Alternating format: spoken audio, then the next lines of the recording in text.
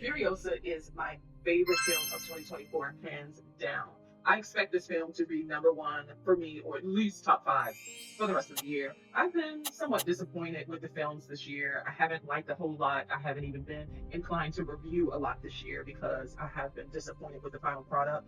I am excited to talk about this film. I am not one who fancies sci fi, epic, action adventure films, really. I like some sci-fi films, but not a whole lot. And I did see Mad Max Beyond the Thunderdome because Tina Turner was in it, and I loved that song. We don't need another hero. Loved it. You know, it came out in '85. I saw it when I was a kid. I like that film, but I don't respond to most. So I wonder if there are more people like me that are staying away from the film because it is sci-fi. Maybe they feel like they have to see all of the Mad Max films to get into this one. I don't think you do because I haven't seen them all. I might have seen scenes over the years when I was a kid. Maybe it was on and I didn't pay attention, but I don't think it's necessary to see any of the other films to really enjoy this because of the story that's being told. I think the story is very universal.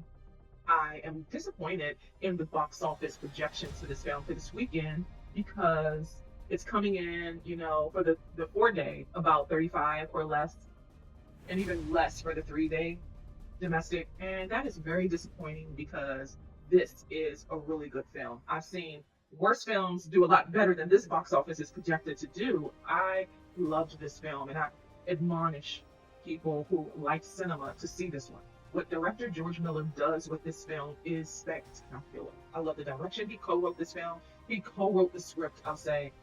He is familiar with the work because he's done the Mad Max films. I like 3,000 Years of Longing. That was one of my favorite films that year. I loved how beautiful it looked. This is so beautiful. The DP on this project is Simon Dugan. He captured some of the most beautiful scenes I've seen. The story takes place in the desert, in this apocalyptic dystopian world. And a lot of it is earth tones, but there are a couple of shots that he captured with this like silky blue backdrop that was just jaw-droppingly, it's just so beautiful. The stunt choreography is jaw-dropping. Shout out to the stunt team. They did an amazing job. The action sequences are really eye-popping, really. There's a scene with this rig with Tom Burke's character, and it sort of repeats itself a couple of times, but it doesn't get boring. It's very entertaining because of the possibility of what could happen. I love those scenes with the rig and the dirt bikes. I mean, just some really, really great action sequences. There was a scene where I said, okay, they ran out of budget because of how the editing was. It was a little shifty when, I don't want to give it away, but there's a point where one of the rigs and then the crane had like fallen. I don't want to say what happened, but it just looked a little shoddy or shifty how it was edited. You could just see that there was an issue and maybe they didn't have the budget to finish that scene. I don't even know if somebody would notice it. I just was so into this film that I noticed that part. That was just that one scene though. But anyway, if I had anything bad to say, it would probably be that. It was just obvious to me. Director George Miller, what he did with this budget was so economical in the way that he had these scenes look so expensive. The action is really like jam packed with action. This is rated R. They do not shy away from the action. These scenes are brutal. They show everything. Again, it's rated R. So they are going to show you what's going down. I love that. Now, let me get into the performances.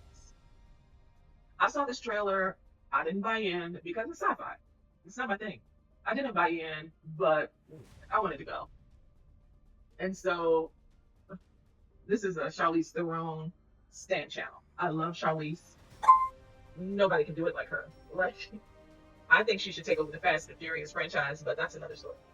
So having Anya Taylor-Joy come in and do a prequel, she's a great actress, but it's Charlize Theron, so that's tough. Big shoes to fill as it is. She nails this. She is so good because what she has to do is inhabit so much fury and rage and become this renegade after suffering such a traumatic childhood. She's mute for almost all of her performance. So she's carrying the weight of her family and her homeland on her shoulders. And she's learning all of these like crafts, this mechanical, technical craft to find a way to flee, to make it back to her home where she's safe. And and she's surrounded by all of these men. I mean, it is a lot to carry on. And she's not only doing like carrying all of that on her face because she's mute and her physicality, but she's also carrying the burden of a role that has already been revered and honored for all of these years. Like since 2015, people consider Fury Road one of their favorite films of all time. So Anya Taylor-Joy has to carry all of that. And there's another actress, Alila Brown, who plays another version of the same character, Furiosa, when she's a child, who's also great. Like she gives such a seamless performance. Anya's gotta take on that role to make sure that the transition to her adulthood is seamless, and she's got to be this character because another one is already canonized. So she's got a heavy burden, and I think she does such a brilliant job. She's so good. To be mute for most of the performance too. I don't know an actress who's done anything like that since Holly Hunter won for The Piano. Anya Taylor-Joy is really good in this. And as I said, Alila Brown plays Furiosa in her adolescent age, and she plays the orphan who is taken hostage. She witnessed her mom being murdered in cold blood, and she's abducted, held hostage, enslaved, and the rage is building up. She's been sold for really nothing, sold to this tribe who wants to marry her and impregnate her to produce a son, and she's got to escape that. Like she's carrying a heavy burden, and she does it so well. Mute, she doesn't really utter words. It's just such a to carry all of that in the physicality of the performance takes so much emotional depth, and I think Alila and of course Anya Taylor-Joy, they did such a brilliant job. This really does follow the span of the lifetime. I feel like it's more of a coming of age story than anything, to suffer all of this trauma in your childhood that it enrages you to the point you're so, fueled by rage that you become this renegade and you become terrorized by your trauma, and that's got to go somewhere. And so she's gonna get back to avenge her mom and her homeland. I think for a lot of people, that's such a universal story. And I'll get into why I'm disappointed that people aren't going. And last but not least, Chris Hemsworth. Now listen, I am not the biggest Chris Hemsworth fan as it relates to his comedy. I find his brand of slapstick comedy kind of juvenile. It's goofy to me. I can understand why he leads with it because he's such a beautiful, towering figure, and being self-deprecating can mask a lot of the ego, to suppress the ego, knowing that you're such a beautiful, like this Greek sort of god. So I get why he does it, and I can imagine that most of his fan base are like, I don't know, fanboys, superhero fans, and so I get that.